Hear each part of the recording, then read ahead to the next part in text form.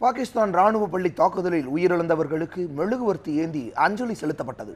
தீவிரவாதிகளின் தாக்குதல் அவர்களுடைய மனித தன்மையற்ற மனப்பான்மையை வெளிப்படுத்துவதாக பொதுமக்கள் பலரும் கருத்து தெரிவித்தனர்.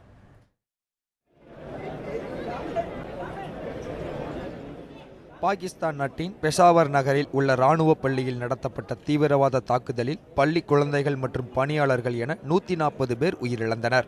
மேலும் பலர் படுகாயமடைந்து மருத்துவமனையில் சிகிச்சை பெற்று வருகின்றனர். இந்த சம்பவத்தில் உயிரிழந்தவர்களுக்கு கராச்சியில் மெழுகுவர்த்தி ஏந்தி அஞ்சலி செலுத்தப்பட்டது. இதில் ஏராளமான பொதுமக்கள் பங்கேற்றனர்.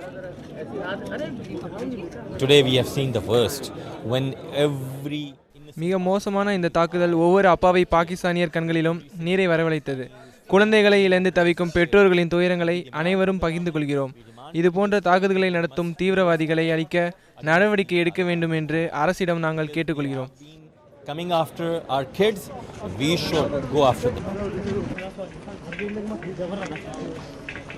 இத்தாக்குதலில் உயிரிழந்த 12ஆம் வகுப்பு மாணவர் ஒருவரின் உடல் நேற்றிரவு அடக்கம் செய்யப்பட்டது. இதில் மாணவரின் குடும்பத்தினர்கள், நண்பர்கள் என்று ஏராளமான பொதுமக்கள் பங்கேற்றனர். தீவிரவாத தாக்குதலில் இந்த மாணவர் பாதிக்கப்பட்ட தகவல் கேட்டு காலை 11 மணிக்கு பள்ளிக்கு சென்றபோது அவர் ஏற்கனவே இறந்து விட்டதாக அவருடைய சகோதரர் சோகத்துடன் தெரிவித்தார். தலிபான்களின் ஆதிக்கம் நிறைந்த பகுதியில் இருந்த பள்ளிக்கு போதிய பாதுகாப்பு இல்லாதலே இந்த மோசமான சம்பவம் நடந்ததாக இறந்த மாணவரின் உறவினர் ஒருவர் தெரிவித்தார். நாங்கள் இந்த சம்பவத்தை வன்மையாக கண்டிக்கிறோம்.